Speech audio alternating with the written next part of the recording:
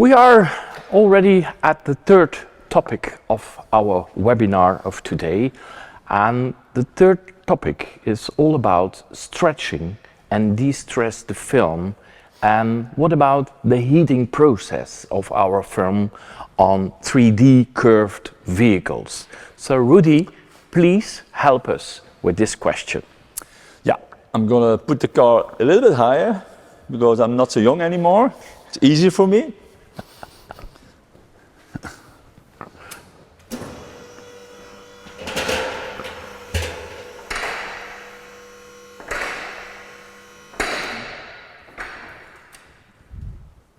Oh. Is it safe, Rudy? It's better for me, thank you. So I'm going to show you when we stretch vinyl, and after a couple weeks, months, I think weeks, vinyl is coming out of the corners here. What's the reason about that? I'm going to show you.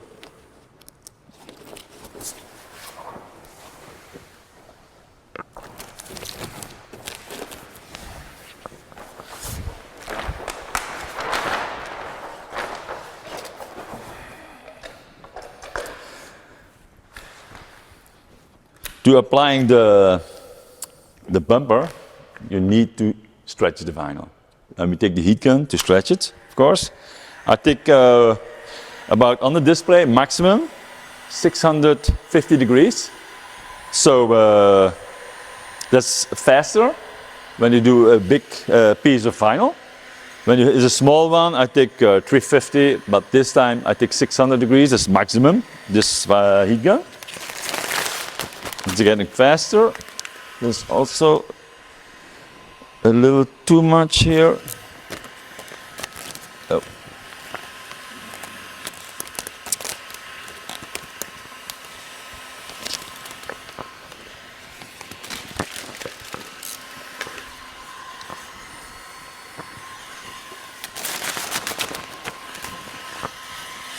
So we heat the whole piece of vinyl.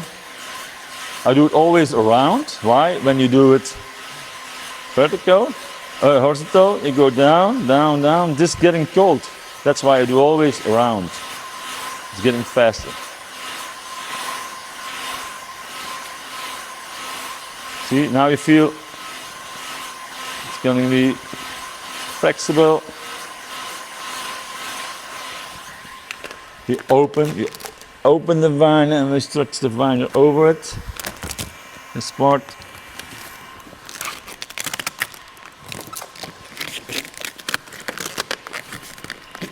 This.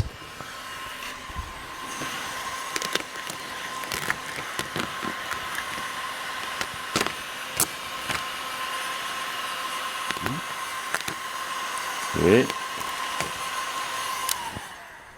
So now I stretch the vinyl over the bumper. Very nice. It's looking good. Now I must heat a little bit, so I take my heat gun, 250, not 600 anymore, otherwise you burn the vinyl. Yes.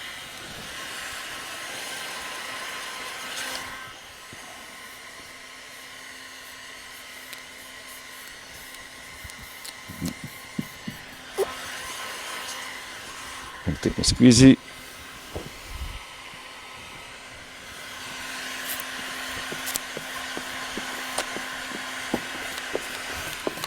Okay, I'm not going to finish this, but the solution for the vinyl not coming back after 1 week or 1 month, the problem is when I cut here now, it's like an elastic, but you cut it, it's coming back to the original shape. What I'm going to do is, I'm going to cut a little bit more. Don't cut in the car, of course.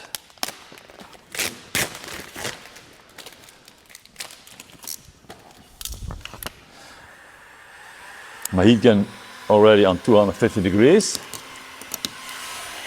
A little bit warm. So I have to cut here. So what I'm going to do is I remove it for 1 centimeter more. Let's see, here's my cutting line. I remove it till here. I heat it. You can see the vinyl is coming back to the little shape. You know that when you stretch vinyl,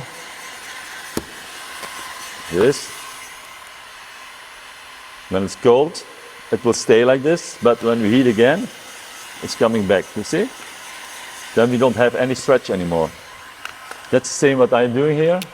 So I do the after heating, the vinyl is going back to the original shape. We wait it to cool down, and then we apply again.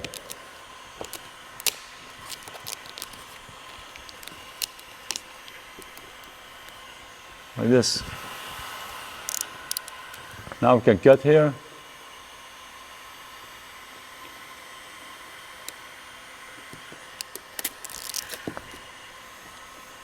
Also on this area, I take also 350 degrees. And we do the after heating. Also very important. But because we remove the vinyl to here, we unstretch the vinyl, let it come back to the little shape, then we apply again, we cut, and this will stay. If I cut this part without doing that, then we have the same problem. It's coming back after 1 or 2 weeks, maybe after a month. This is wrong. You need every time you need it to remove it, heat it, coming back to original shape, apply again, and cut it. That's very important. Peter? Yes, okay, Rudy. That's also very clear for us. There is a question coming from you guys. Somebody asked us, Rudy, can you overstretch the film? And if yes, what we need to do to avoid that? Yeah. When you do the overstretching, then you can see color changing. It's about show you. So we make the vinyl warm, we stretched, and here you see a lot of wrinkles. Oh, okay. You remove them, take the heat gun. But when you heat everything, like this, and you stretch again, then you can see color changing. I don't know if you see it at home. See the line here? Clear? Okay, when you see this part, you remove it more, because here's the line. I heat again, coming back to the little shape. Now we wait, let's go down, because everything is hot, of course. Going down, I feel like this, yeah. Okay, I heat on this part, not where I applied before, just here. Now you stretch the vinyl like this, squeezy. This is a cutting line. Okay, so you don't see the line anymore. That's the overstretching. The solution of this. Yeah, always heat this part, not what you applied before. Always this part. It's clear, Peter? It's clear, and I think also for the people at home, let us say, or in the office. Rudy, I'm already to the Q&A, but there is also a question of somebody who says, wow, so many degrees. Are you sure it is Celsius and not Fahrenheit? So somebody asks, is it 250 degrees Celsius? No. 250 degrees is inside. It's inside. Yes. Okay. When I take 350 degrees to the after heating, Yeah. that's about 19 to 100 degrees on the vinyl. So you mean that if on the machine Yeah. the temperature is mentioned as 250 degrees, It is not 250 degrees no, on the car. No, no. Okay. No. And what is it about on the car? 90. So it's Depends 90. on the speed. Okay. Depends on the speed. When you do it on this part, I have now 340 degrees, and I go like this. It's maybe 10, 20 degrees. But when I'm doing like this speed is about 90 degrees. Right. Yeah? Okay. In the past, I knew that there was a kind of laser who measured this. Yeah. So is it? That's more easier. Yes. Then you can see immediately how warm or hot it is on the vinyl. Okay. Yeah. So it's good that those car wrappers also use that laser to see the difference between the machine and the real temperature on the car. Yeah. Okay, that's very clear to us. We have another question. It's something to see about preheating the vinyl. How long do you need to preheat the vinyl before applicated? Before applicated.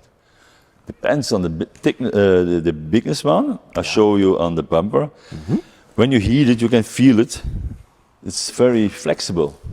Then it's the right time to position the vinyl. Okay. Yeah. Okay.